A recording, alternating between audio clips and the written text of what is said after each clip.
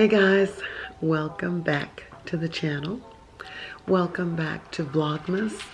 I am way off course with the vlogging, but I'm getting it in, and today is Thursday, December 12th.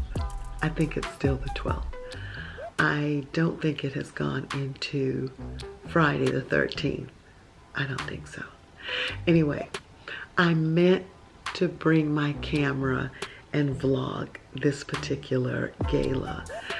My friend and real estate agent invited me to her holiday networking party, and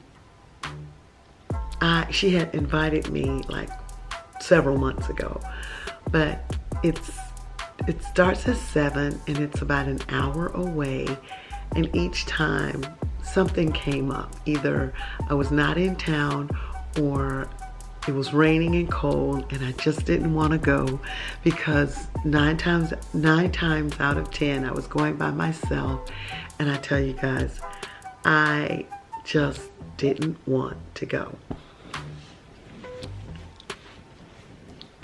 And then as I was heading into DC, she sent me a text. I know I keep getting up, but I am like on my knees on the sofa, and I'm kind of thinking like I'm just feeling awkward sitting here on the sofa this way, but I wanted to give you guys a different view. So let's go back. Okay, so my friend sent me a text indicating when the next networking gala was going to be, and this is of course December, so it's the holiday gala. And I thought she was sending me the text to say it was like the next day, and I said, you know, I'll be in DC, blah blah blah, and she was like, no, it's next Thursday. So I was like, oh, okay, I should be back definitely, prayerfully, by then. Okay. And I was thinking, Claudia, stop trying not to go and just go. Because she has shown up for me so many times, very important times in my life, and in a business way. And it's raining now. Thank you so much, Lord. Thank you so much to the power that is for letting me come home without being in such fierce rain, as it is pouring now.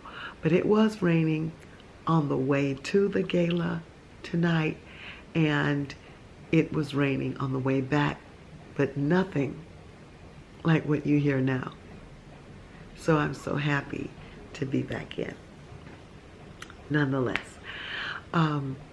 So I'm thinking, okay, yeah, I'm gonna go. I made up my mind to go, and I didn't tell her I was gonna go. No, I just said I'm just gonna go by myself. So I went across town, and like I said, it took me an hour to get to the Battery. And in this weather and at night, and I've never been to the Battery before, you can imagine how I was feeling. I was cranky as what? And I was talking to my friend on the way over, and I was telling her, oh my goodness, these potholes in Atlanta's roads, it's dark. Somebody was beeping me as my car was moving into their lane, trying to get out of, and I'm trying to get out of the way of a pothole, and it was just taxing, to say the least, heading over there. And as I was talking to my friend, and I was thankful that she was able to talk to me as I was going over there, but I got a little cranky because of the potholes and the weather and just everything. So I was coming off very abrupt. And then when I was telling her that my phone was throwing me out and it would go back to the communication screen with her information on it, and then it would literally throw me out so that I had to drive slowly and put my code in my phone and open my phone up again just to see the directions from MapQuest. And she was saying, no, my phone doesn't do that. Your phone shouldn't be doing that, blah, blah, blah, blah, blah, blah. And I'm looking at it do it. So that irked me also, because I'm looking at my phone put me out and I'm trying to follow the directions and it goes back to the talk screen, and she was telling me it didn't. So I was snappy about that. And then she said, well, maybe I better get off the phone and let you drive. I was grateful for that. And then I thought I should have said that. I should have said, excuse me, I need to get off the phone because this is what my phone is doing. Whether you believe it or not, it doesn't matter. It's doing it. But I didn't. I just kept letting her talk, and then she got off the phone. Whew. So I made it on in to the Battery, slowly but surely. And when I got there, I was a little peeved that the directions weren't clear about where to park. So I rode around looking for a while, and the Battery was enchanting. It was baseball park oriented, very nice.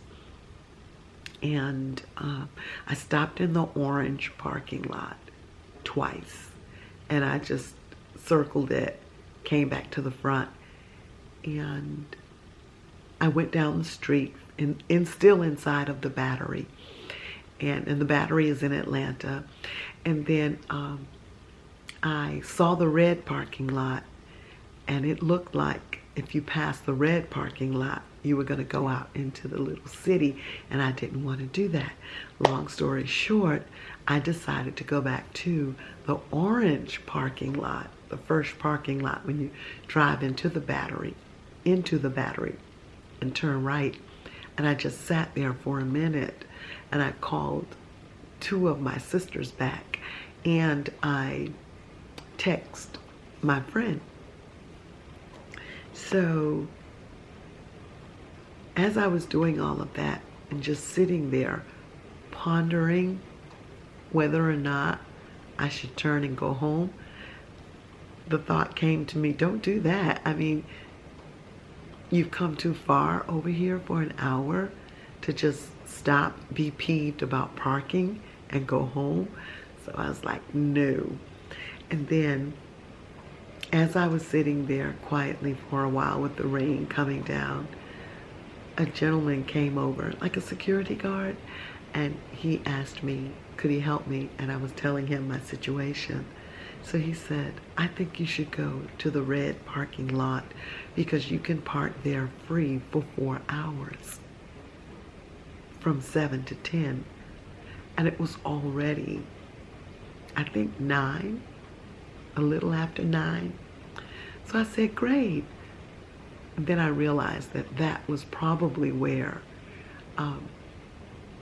my friend was telling me to go and park. So I said, in the invite. So I said, okay, that's where I need to probably go and park. And I went around to the red lot, and I parked there, and I got out, and I walked back up to the void. When I got there, I had to sprinkle the roses. So a gentleman came looking for me, I guess. And I said, hi, I'm looking for the void, blah, blah, blah, blah, blah. He said, come this way. And I went down to the gala. It was sensational. Yes.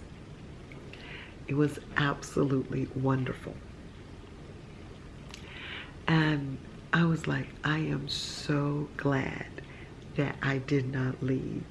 I am so glad that I didn't let all of the negatives outweigh the positives, and for me to miss that experience because I let the weather leave me ticked and the distance. I went in, put my coat down, hugged my friend, the hostess, and had an absolutely sensational time. I'm telling you all, it was amazing.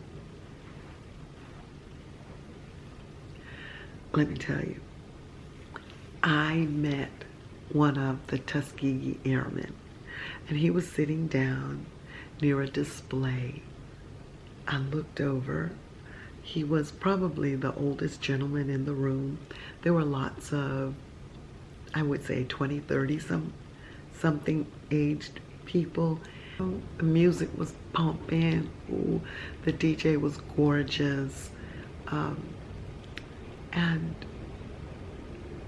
I looked at him and I said, "So you're a Tuskegee Airman?" Because it was on his cap. And he said, "Yes." I said, "I'm from Tuskegee." We started talking and he stopped me.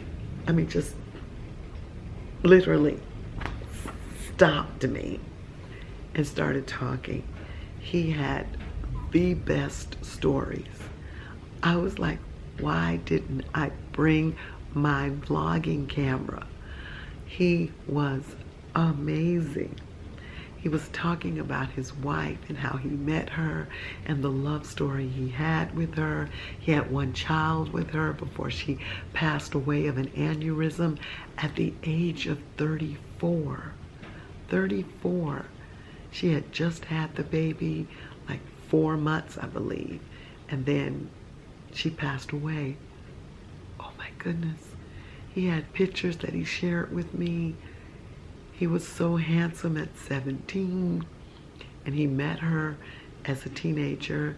She was a teenager, he was a teenager. They got married very, very young. It was mesmerizing to have met him there. Truly mesmerizing. And he said, "If you contact me, I will send you my book." He wrote his book in 2006. I would love to read his book. He says he started it with the story of walking past some Klansmen talking on the corner, and they had their hats off, their white hats off, and although they had on their robes. He said someone paid him to go and snatch one of the hats. And he did, and started running. And the Klansmen, running from the Klansmen, had him to run into his wife. I said, oh my goodness, the Klansmen helped him meet his wife. And he said he loved her so much.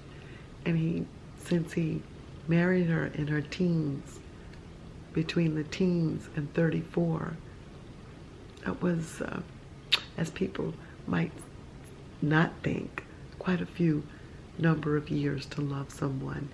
And I could tell he loved her deeply. And I said, "Why didn't you marry again?" And he said, "Because I can do everything for myself. I can cook, I can keep a house, hold a job, even now, and I'm 81. I have a son."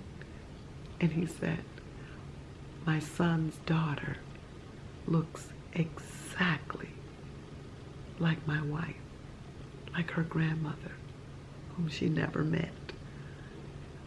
He had one beautiful story after another, and I was so grateful to have met him.